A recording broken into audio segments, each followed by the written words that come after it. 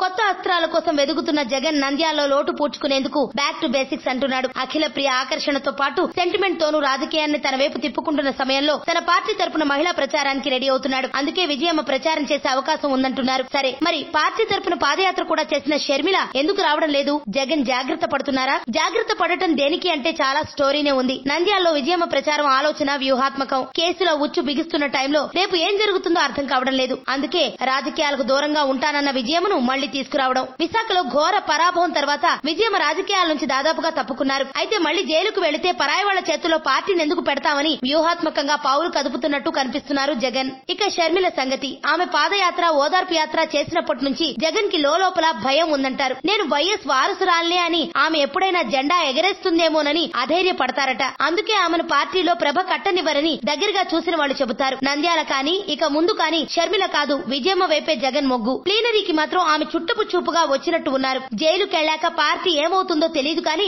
ఇప్పుడు మాత్రం ఇంత అవసరమా అంటే ఏం చెప్పలేం. ఇంతోటి సంబరానికి హిందుస్థానీ మేళమా అనుకోండి. అంతు చిక్కని రహస్యాలు, మరెన్నో మనకి తెలియని పురాతన కట్టడాలు, వాటి వెనక దాగిన నిజాలు, పూర్వీకుల ఆచారాలు, మరెన్నో మూఢ విశ్వాసాలు, ఇలా కాలగర్భంలో కలిసిపోతున్న రహస్యాల కొరకు సబ్స్క్రైబ్ చేయండి రహస్యవాణి ఛానల్.